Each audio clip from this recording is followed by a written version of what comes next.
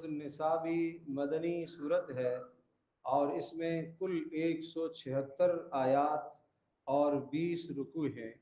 جیسے سورۃ البقرہ میں اول میں نصارہ سے گفتگو تھی اور سورہ آل عمران میں شروع میں یہود نصارہ سے گفتگو اور سورہ بقرہ میں یہود سے گفتگو تھی، اسی طرح سے سورۃ النساء کے پہلے حصے میں مشرکین عرب کی باطل رسومات اور ان کی جو ناجائز اور غلط طور طریقے تھے ان طور طریقوں کو رد کیا گیا۔ چنانچہ اس کے پہلے حصے میں 3 چیزوں کی اصلاح کا بیان ہے۔ بہت اہم صورت ہے یہ، اور اس سورہ مبارکہ کو خاص طور پر خواتین کو یاد ہونا چاہیے اور محفوظ ہونا چاہیے۔ صرف یاد نہیں ہونا چاہیے بلکہ اس کے مضامین بھی انہیں پڑھنے چاہیے، اور گھروں سے رخصت کرتے وقت ان کو سورۃ النساء کے مضامین یاد کروا کر رخصت کیا جائے، اس لیے کہ ازدواجی زندگی سے متعلق بڑے اہم مضامین ہیں، اور یہ احکام اور مضامین چونکہ معلوم نہیں ہوتے اس لیے پھر بعد میں شادی کا نباہ نہیں ہو پاتا۔ یہی وجہ ہے کہ اس کی پہلی آیت بینہ کو پیارے رسول صلی اللہ تعالی علیہ وسلم خطبہ نکاح میں عام طور پر لایا کرتے تھے۔ آئیے ہم جانتے ہیں کہ سورۃ النساء میں کیا مضامین ہے۔ عرض کیا کہ شروع میں نمبر 1 اصلاح مال، نمبر 2 اصلاح ازواج بیویوں کی اصلاح، اور نمبر 3 کمزور طبقے کے حقوق۔ اس کے 2 حصے ہیں، پہلے حصے کے اندر یہ 3 مضامین ہیں: اصلاح مال، اصلاح ازواج اور کمزور طبقے کے حقوق۔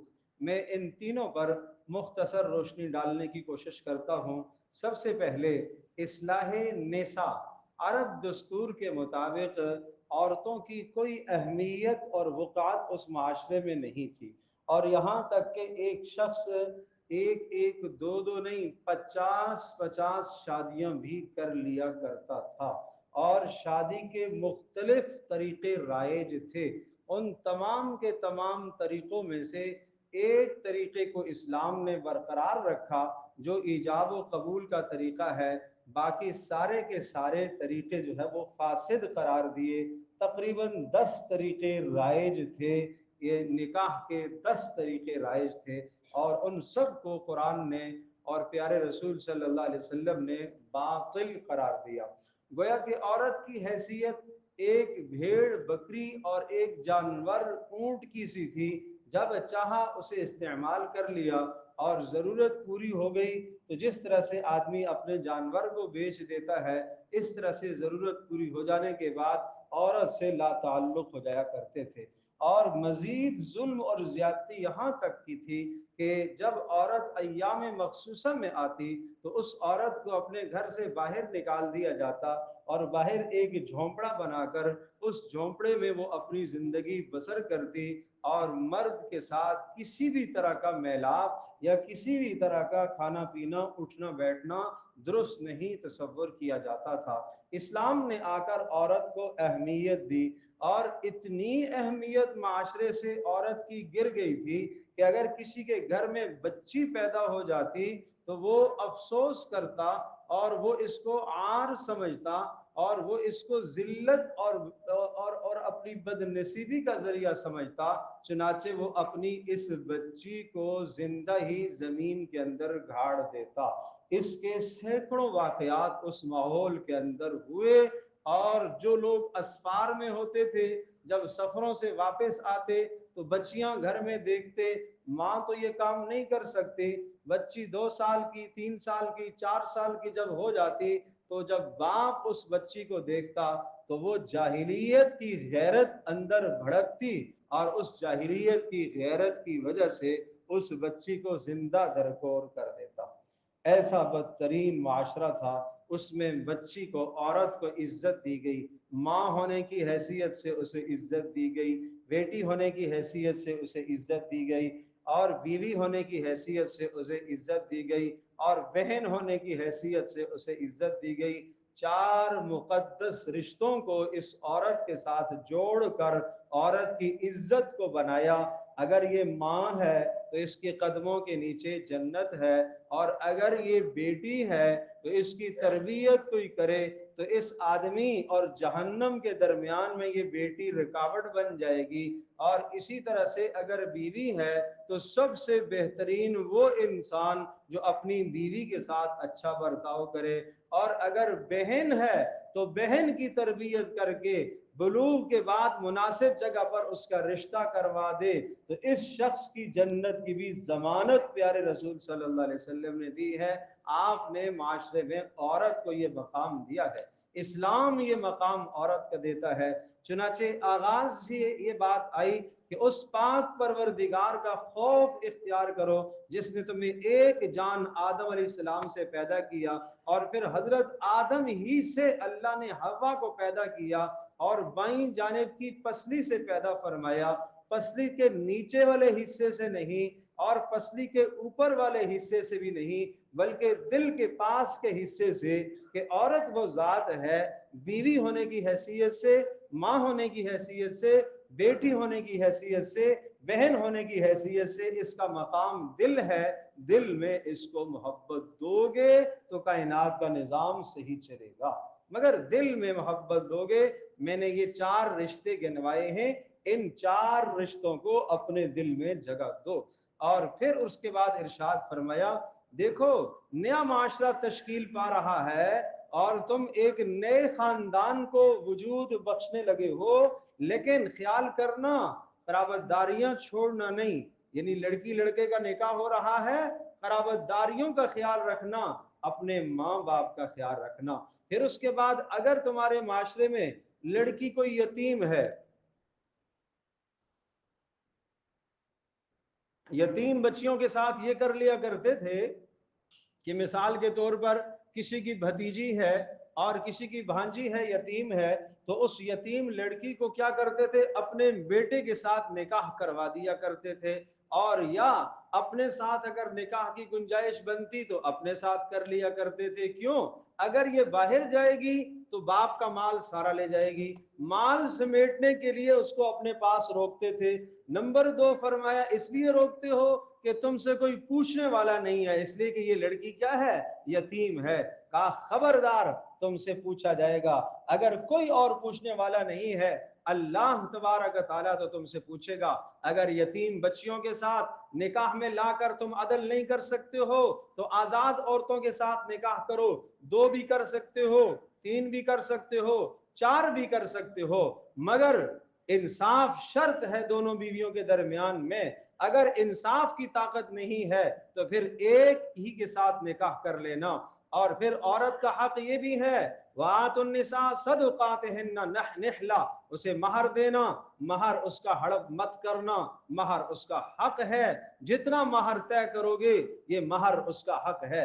अज खुद औरत तुम्हें छोड़ देती है आधा या कुछ तो तुम्हें उसके खाने की गुंजाइश है। और फिर फरमाया तीसरा, लिर्रिजालि नसीबुम मिम्मा तरकल वालिदानि वल अक़रबून, जो बाप ने माल छोड़ा उस बाप ने में बेटी के माल का भी हक है, बेटी का भी हक है, बेटे का भी हक है। हर कराबतदार के माल में लड़की का भी हक है, लड़के का भी हक है। यूसिकुमुल्लाहु फी औलादिकुम, और फिर तुम्हें अल्लाह हुक्म देता है कि अपनी औलादों के दरमियान में जायदाद दुरुस्त तकसीम करना। जिंदगी में अगर तकसीम करोगे तो लड़की और लड़के को बराबर बराबर दोगे, और अगर मरने के बाद मीरास है तो फिर लड़के के 2 हिस्से और लड़की का 1 हिस्सा। लेकिन यहाँ अहमियत के साथ फरमाया लिज़्ज़करि मिस्लु हज़्ज़िल उन्सयैन, कि लड़के का 2 औरतों के बराबर हिस्सा होगा। ये नहीं फरमाया कि लड़की का मर्द के आधा होगा, बल्कि 2 लड़कियों का मिलाकर एक लड़के के बराबर बनेगा। गोया कि लड़की के हिस्से को असल करार दिया। और फिर फरमाया कि अगर किसी आदमी की कई लड़कियां हैं, 2 से ज्यादा हैं, तो 2 तिहाई माल उनको मिलेगा, اور اگر ایک لڑکی ہے تو وہ ایک لڑکی کو نصف مال ملے گا۔ اور پھر اس کے بعد فرمایا کہ اگر کسی کے ماں باپ ہیں تو ماں باپ میں سے دونوں میں سے ہر ایک کو چھٹا چھٹا حصہ ملے گا اگر آدمی کی اولاد ہے تو، اور اگر آدمی کی اولاد نہیں ہے تو پھر ماں باپ ہی وارث ہوں گے، ماں کو 1/3 ملے گا، باقی باپ کا ہوگا۔ اور اگر کسی کے بھائی ہیں تو بھائیوں کے ہوتے ہوئے ماں کو چھٹا حصہ ملتا ہے، مگر یہ سب کچھ اس صورت میں من بعد وصیت یوصی بہا او دین، پہلا کام یہ کرنا ہے کہ مرنے کے بعد جس نے مال چھوڑا ہے اس کی تجہیز و تکفین کرنی ہے، اس سے اگر بچے کا تو اس کی کوئی وصیت ہے تو وہ پوری کرنی ہے، مگر وصیت بھی تہائی کے اندر اندر ہے۔ وصیت کر کے مرا ہے کہ میرا سارا مال جناب مسجد میں صدقہ کر دینا، نہ بھائی، سارا مال اب تو صدقہ نہیں کر سکتا، 1/3، 3 لاکھ مال چھوڑا ہے تو 1 لاکھ کی وصیت نافذ ہوگی، باقی ورثاء کا حق ہے۔ اور اسی طرح سے اب سوال یہ آیا کہ یہ جو میراث ہے اس میں خدمت یا اس میں غربت معیار نہیں ہے۔ ایک لڑکا غریب ہے، باپ کہتا ہے میں سارا اس کو دینا چاہتا ہوں، یا ایک لڑکا خدمت زیادہ کرتا ہے اس کو میں دینا چاہتا ہوں، نہیں نہیں نہیں، خدمت معیار نہیں ہے اور غربت معیار نہیں ہے۔ معیار کیا ہے؟ قرابت داری، جیسے بیٹا ہونے میں یہ شریک ہے دوسرا بھی شریک ہے، وہ گو کے نافرمان صحیح مگر اس کو بھی میراث ملے گی باپ کی، اس کا عاق کرنا جائز نہیں ہے۔ ارے اولاد کو، بیٹے کو اپنی میراث سے عاق کرنا جائز نہیں ہے۔ بیٹا باپ کی میراث نہیں پاتا 2 وجہ سے۔ کتنی وجہ سے؟ 2 وجہ سے بیٹا باپ کی میراث نہیں پائے گا، 2 وجہوں سے۔ نمبر 1، اللہ نہ کرے اس بیٹے نے باپ پر ہاتھ چلایا اور باپ کو قتل کر دیا تو مقتول باپ کی میراث یہ بیٹا نہیں پا سکتا، محروم ہو جائے گا۔ نمبر 2، اگر اس نے کفر اختیار کر دیا تو مسلمان باپ کی میراث کو یہ نہیں پا سکتا۔ بس اس کے علاوہ بیٹا تمہارا نافرمان ہے، تم اس کو اپنی جائیداد سے عاق نہیں کر سکتے ہو، وہ علیحدہ بات ہے۔ زندگی میں اگر آپ نے مال تقسیم کر دیا اور ایک کو نہیں دیا باقی کو دے دیا تو یہ قبضے نافذ ہو جائیں گے، مگر اسی صورت کے اندر کہ جب آپ نے قبضہ دے دیا ہو۔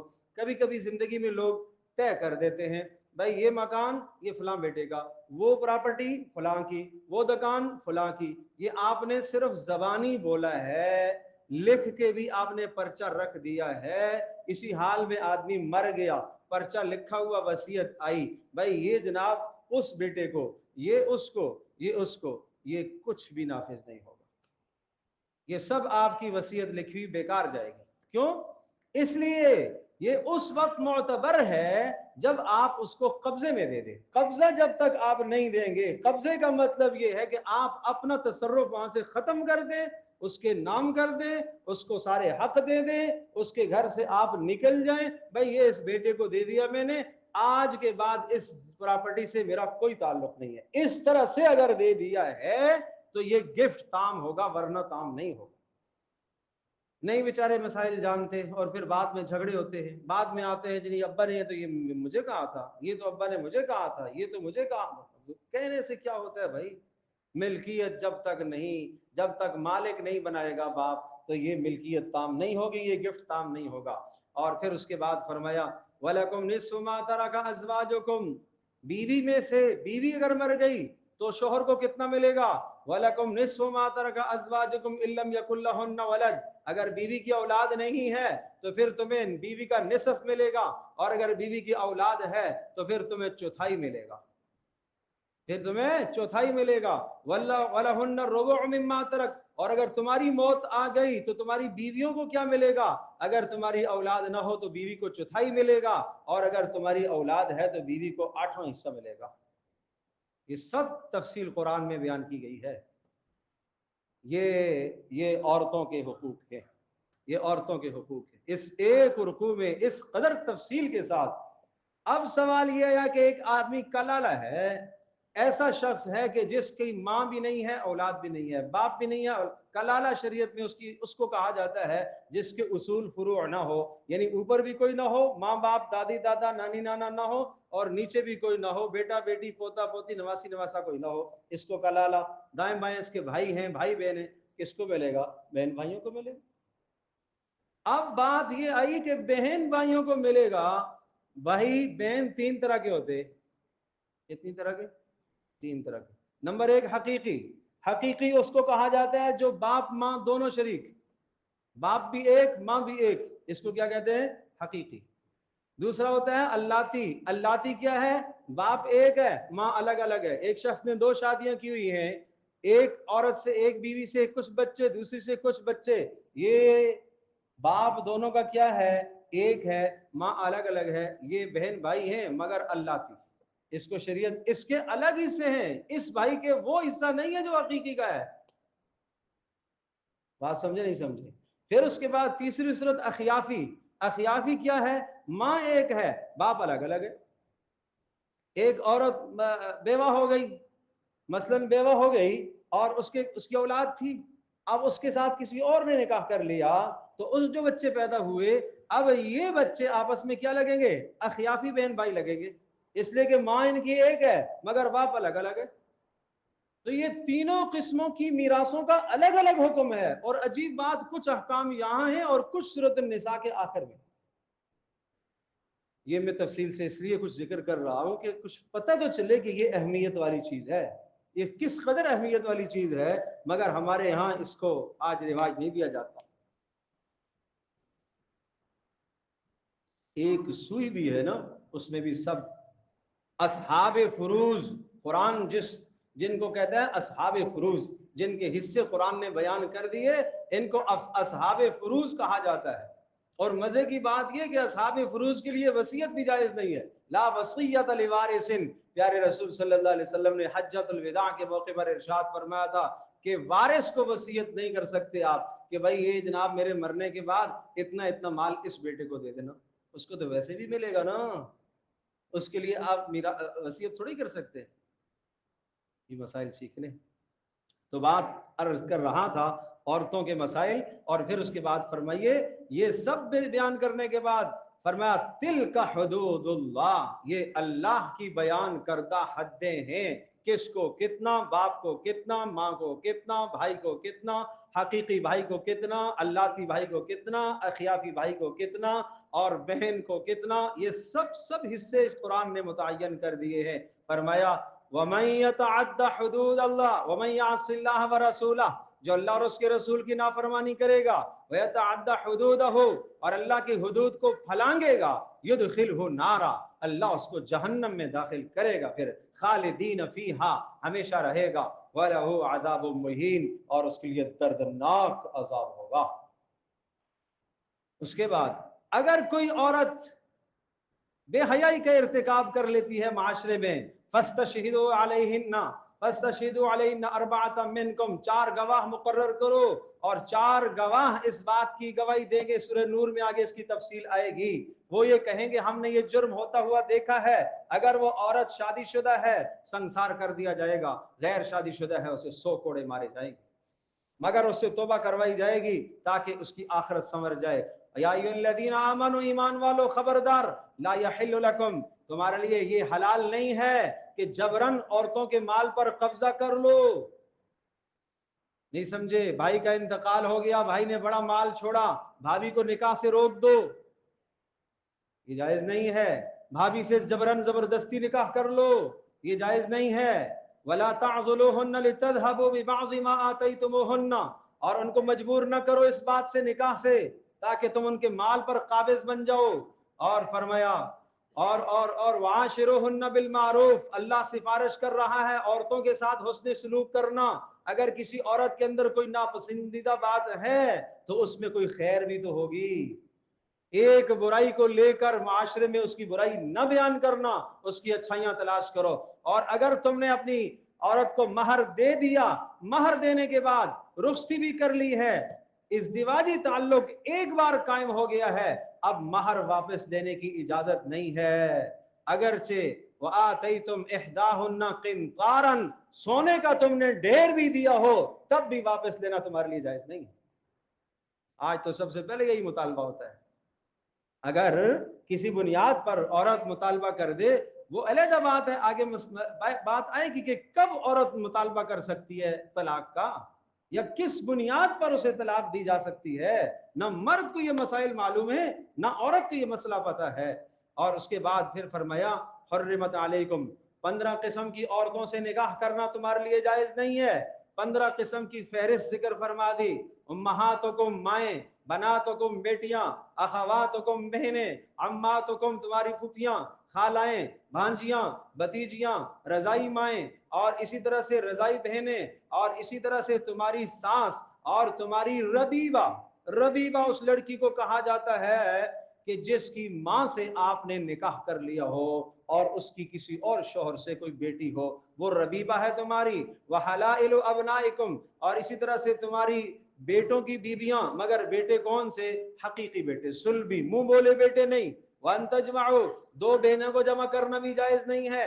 वल मुहसनात, पाकदामन औरतें, माना यह कि जो किसी के निकाह में है उनसे निकाह करना जायज नहीं है। इसके अलावा और औरतों से तुम निकाह कर सकते हो, दो शर्तों के साथ। नंबर 1 महर मुकर्रर करना, और नंबर 2 निकाह की नीयत पाक दामनी हो। और औरत की नीयत भी पाक दामनी की है और तुम्हारी नीयत भी पाक दामनी की है। आगे फरमाया युरीदुल्लाहु, ये अल्लाह तबारक व तआला तुम्हारे लिए मामलात और मसाइल आसान कर दिए निकाह के। वो जो जाहिलियत के जमाने के 50 निकाह राइज थे, 10 से जायद राइज थे, वो सब खत्म करके एक ईजाब व कबूल वाला रास्ता ये आसान कर दिया। क्यों या अल्लाह क्यों आसान कर दिया? फरमाया खुलिकल इंसानु ज़ईफ़ा, इंसान कमजोर जो हुआ, कहीं ऐसा ना हो गुनाह कर बैठे, कहीं ऐसा ना हो गुनाह में मुब्तला हो जाए, कहीं ऐसा ना हो किसी बेहयाई का मुर्तकिब हो जाए। जब इसे भूख लगती है तो हलाल खाना नहीं मिलता तो हराम से अपनी भूख पूरी करेगा। इसी तरह से जब इसे भूख लगेगी, निकाह की भूख लगती है, जब इसे भूख लगेगी तो जायज रास्ता नहीं तो फिर नाजायज रास्ते की तरफ जाएगा। अब मसला ये आया कि अगर बीवियां नाफरमान हो जाएं, समझाओ भाई, तुम मर्द हो और तुम मर्द घर के अंदर क़िवाम हो, क़य्यिम हो। क़य्यिम, क़य्यिम किसको कहते हैं? घर का इंतजाम संभालने वाला, ये मर्द है। और तुम खर्च करते हो और माल कमाना, नान नफका देना, ये तुम्हारी जिम्मेदारी है। औरत की क्या जिम्मेदारी है? वो तुम्हारी फर्माबरदार रहेगी, तुम्हारे माल की हिफाजत करेगी, तुम्हारी इज्जत की हिफाजत करेगी, तुम्हारे बच्चों की हिफाजत करेगी, तुम्हारे राजों की हिफाजत करेगी। और अगर नाफरमान बन जाए, उसको समझाओ प्यार मोहब्बत से, समझाने से बात काबू में ना आए, बिस्तरा जुदा कर दो। फिर भी बात नहीं बनी, मुनासिब सजा दे सकते हो, मगर एक हद तक, जिससे हड्डी न टूटे, जिससे जख्म न लगे, चेहरे पर न पड़े। फिर अगर तुम्हारी बात मान लेती हैं तो बिला वजह उनको जलील करने के बहाने मत तलाश करो, औरतों को मिटाई और मार के बहाने मत तलाश करो। फिर भी अगर बात नहीं बनती है तो एक लड़की के खानदान का, एक लड़के के खानदान का, दोनों बैठ जाएं और इनको भी बिठाएं और मामले को बेहतर करने की कोशिश करें। अगर बेहतर नहीं होता तो एक तलाक दे दे, बस, इससे ज्यादा आगे ना बढ़े, इससे ज्यादा आगे ना बढ़े। तो ये हिस्सा आया इस्लाह अज़वाज का। ये मैंने कितना इख्तिसार के साथ बयान किया है, इस्लाह अज़वाज। अब बात आई है इस्लाह माल। अरे माल पाकीज़ा रखना अपना, वरना तुम्हारी इबादतें तबाह हो जाएंगी। लिहाजा किसी की मीरास हड़प करोगे तो माल तुम्हारा दुरुस्त नहीं होगा, यतीम का माल खाओगे तो दुरुस्त नहीं होगा। इन्नल्लज़ीना याकुलूना अम्वालल यतामा, जो यतीमों का माल अपने पेटों के अंदर भरते हैं, वो पेटों में माल नहीं भरते। वसयस्लौना सईरा, वो जहन्नम की आग भर रहे हैं, वो जहन्नम की आग भर रहे हैं। ला ताकुलू अम्वालकुम बैनकुम बिल बातिल, नाहक तरीके से किसी का माल मत खाओ। और तीसरी बात यहाँ पर है, कमजोर तबके, मातहतों के, गुलामों के हुकूक भी हैं, साथ साथ मजदूरों, मुलाजमों के हुकूक भी ये सूरत बयान करती है। किसी के साथ जुल्म और ज्यादती न हो। और उसके बाद फिर ला तक़रबुस्सलात व अंतुम सुकारा, तहारत के मसाइल जिक्र फरमाए, इसलिए घरेलू मामलात में उलझ कर इबादत से गाफिल न हो जाना, इबादत से गाफिल न हो जाना। फिर यहूद और नसारा को तंबीहात की, और इन तंबीहात के बाद फिर उम्मत मुस्लिमा की तरफ बात आई, इन्नल्लाह यअमुरुकुम अन तुअद्दुल अमानात इला अहलिहा। बड़ी अहम आयत है।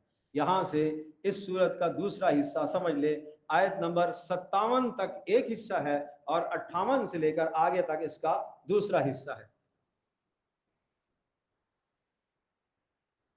दूसरे हिस्से की पहली बात क्या है? दूसरा हिस्सा जो है وہ اسلامی ریاست کو بیان کرتا ہے، اسلامی حکومت کو، اسلامی ریاست کو، اسلامی اقتدار کو۔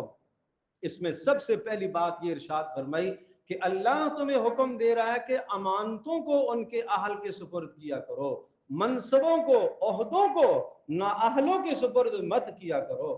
اس سے مراد مفسرین نے لکھا ہے، اس سے قضا، قاضی کا عہدہ ہے، اس سے امامت کا عہدہ ہے، امامت صغرا، امامت کبرا، امامت صغرا مسلح کی امامت، امامت کبرا خلافت ہے، اور اسی طرح سے اس کے علاوہ اقتدار نا اہلوں کے سپرد مت کیا کرو۔ ایک شخص آئے، اللہ کے رسول قیامت کب قائم ہوگی؟ آپ نے فرمایا جب عہدے نا اہلوں کے سپرد ہو جائے۔ قیامت کب آئے گی؟ جب عہدے نا اہلوں کے سپرد ہو جائیں۔ تو فانتظر الساعہ، پھر قیامت کا انتظار کر، پھر بگاڑ تو پیدا ہوگا نا، پھر فساد تو پیدا ہوگا۔ ارباب اقتدار جو امت کی اصلاح کرنا چاہتے ہیں، ان کے اندر جب خود فساد آئے گا تو وہ امت کی اصلاح کیا کریں گے؟ وہ کیسے اصلاح کریں گے؟ حضرت ابو ہریرہ رضی اللہ تعالی عنہ آئے، اے اللہ کے رسول مجھے بھی ایک منصب دے دے۔ کیا دے دے؟ مجھے کہیں کا گورنر بنا دے، مجھے کہیں کا گورنر بنا دے۔ ابو ہریرہ کے تقوی میں کوئی شک ہے؟ بولو نہیں۔ آپ نے فرمایا ابو ہریرہ تم نہیں کر سکتے، ابو ہریرہ تم نہیں کر سکتے، تم نہیں کر سکتے نا۔ مانا یہ کہ اس میں صرف تقوی ہی نہیں ہے، اگر آپ کو گورنر بنایا جائے گا تو ضروری ہے کہ اس کام کو آپ کچھ جانتے بھی تو ہو، جو منصب آپ کو سونپا جا رہا ہے اس منصب کا تجربہ بھی تو رکھتے ہو، نیکی بھی ہے اور نیکی کے ساتھ اس منصب سے متعلقہ تجربہ بھی ہے۔ وہ تجربہ تو نہیں ہے تمہارے پاس، وہ مہارت تو نہیں ہے تیرے پاس، تو اس لیے آپ علیہ الصلوۃ والسلام نے ان کو نامزد نہیں فرمایا۔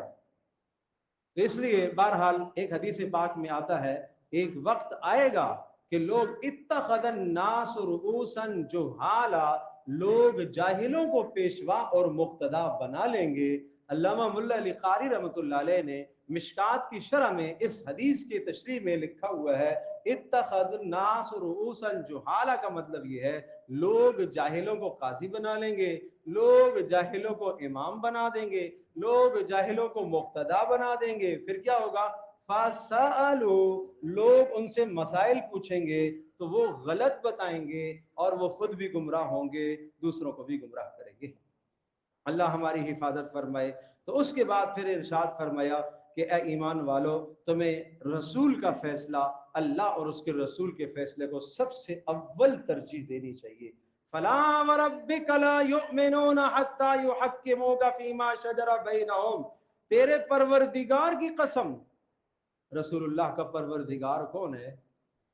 بولو، اللہ ہے۔ تو اللہ اپنی قسم کھا رہا، مگر پیارے رسول صلی اللہ علیہ وسلم کو بیچ میں لا کر یہ بات محبت کی ہے، یہ بات نبی صلی اللہ علیہ وسلم کے ساتھ تعلق کی ہے۔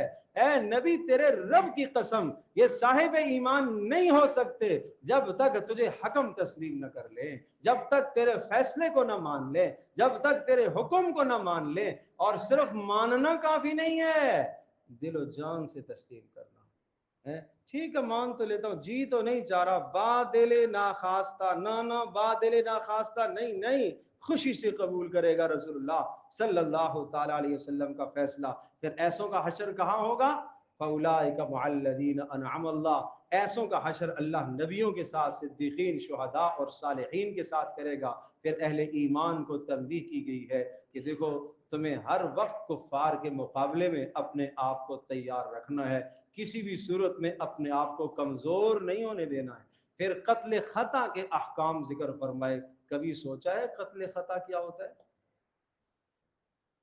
غلطی سے مار دیا، چلتے چلتے راستے میں روڈ حادثہ کر دیا، یہ قتل خطا ہے، یہ قتل خطا ہے۔ اسی طرح سے کسی شکار کو مار رہا تھا، لگ گیا آدمی کو، یہ قتل خطا ہے۔ تو یہ بھی قتل ہے بھائی، اس کی سزا یہ بتائی کہ جو قتل خطا کر دے تو اس میں دو صورتیں ہیں، ایک تو یہ کہ اس کی دیت دینی پڑے گی، اور دیت 100 اونٹ ہے۔ دیت کتنی ہے؟ 100 اونٹ۔ और 100 ऊंट दियत देनी पड़ेगी। और इसके अलावा फिर इरशाद फरमाया हाँ अगर मकतूल के बुरासा माफ कर दे तो कोई हर्ज नहीं, मगर दियत देनी पड़ेगी। दो बातें हैं, दियत भी देनी है, 2 महीने के मुसलसल रोजे भी रखने, 2 महीने के मुसलसल रोजे भी रखने हैं और मुसलसल रखते हैं। फसियाम शहरैन मुतताबिऐन, या तो गुलाम आजाद करो और गुलाम नहीं मिलता तो फिर 2 महीने के रोजे रखोगे, साथ दियत भी दोगे। दियत देना है, मकतूल के वरसा का हक है। और कत्ल खता में अल्लाह का हक तूने मारा है, बिला वजह तूने क्यों किसी पर हाथ उठाया, या तुमने क्यों बेएहतियाती की है, क्यों तेरी बेएहतियाती से रोड पर तूने क्यों बेएहतियाती की है, क्यों तू कानून तोड़कर गाड़ी को बाहर ले आया और एक शख्स की जान चली गई। ये इस्लाम के कवानीन है, कत्ल खता के ये कवानीन हैं। और फिर फरमाया कि तहकीक किया करो, इस्लाम देखा करो, बिला वजह किसी को काफिर मत करार दो। और इसी तरह से फिर नमाज कसर के अहकाम जिक्र फरमाए और उसके बाद फरमाया मुनाफिक लोगों का साथ न दिया करो, उनकी हिमायत मत किया करो। सूरह बकरा में यूं कहा था कुछ लोग ऐसे हैं जिनके अंदर ये आदात हैं, यानी मुनाफिकों की कुछ आदात जिक्र कर दी थी, कुछ खुल कर नहीं कहा था। फिर आले इमरान में नाफकू अलम तरा इलल्लदीना थोड़ा सा आगे बढ़ाया मजमून को, निफाक का लफ्ज सराहतन आया। और सूरत निसा में मुनाफिकों की खुलकर निशानियां जिक्र फरमाई। आइए हम सुन लेते हैं और हम अपने आप को परख लेते हैं। अल्लाह पाक हमारी हिफाजत फरमाए कि हमारा इस निफाक में शामिल, कहीं मुनाफकत में हमारा हिस्सा न हो। नंबर 1, अल्लज़ीना यत्तखिज़ूनल काफ़िरीना औलिया मिन दुनिल मोमिनीन, ईमान वालों को छोड़कर गैरों के साथ दोस्तियां लगाते हैं, काफिरों के साथ दोस्तियां लगाते हैं, उनसे अपनी अगराज पूरी करते हैं। नंबर 2, अयब्तगूना इंदहुमुल इज्जा, उनके पास इज्जत चाहते हैं। नंबर 3, फरमाया वक़द नज़्ज़ल अलैकुम अन इज़ा समिअतुम आयातिल्लाहि युकफरु बिहा व युस्तहज़अु बिहा, आयात का इस्तेहज़ा करते हैं, मजाक उड़ाते हैं, कुरान का मजाक उड़ाते हैं, सुन्नत का मजाक उड़ाते हैं। नंबर 4, यतरब्बसूना बिकुम, मुसलमानों तुम्हारी मुसीबत और परेशानी पर खुश होते हैं। किसकी निशानी है? बोलो मेरे प्यारो, मुनाफिकत की।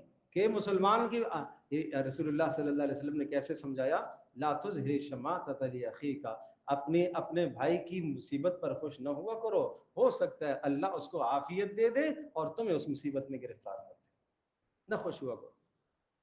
और नंबर 4 फरमाया कि अगर काफिरों का पल्ला भारी होता है उधर दौड़ते हैं, मुसलमानों का पल्ला भारी होता है इधर आ जाते हैं।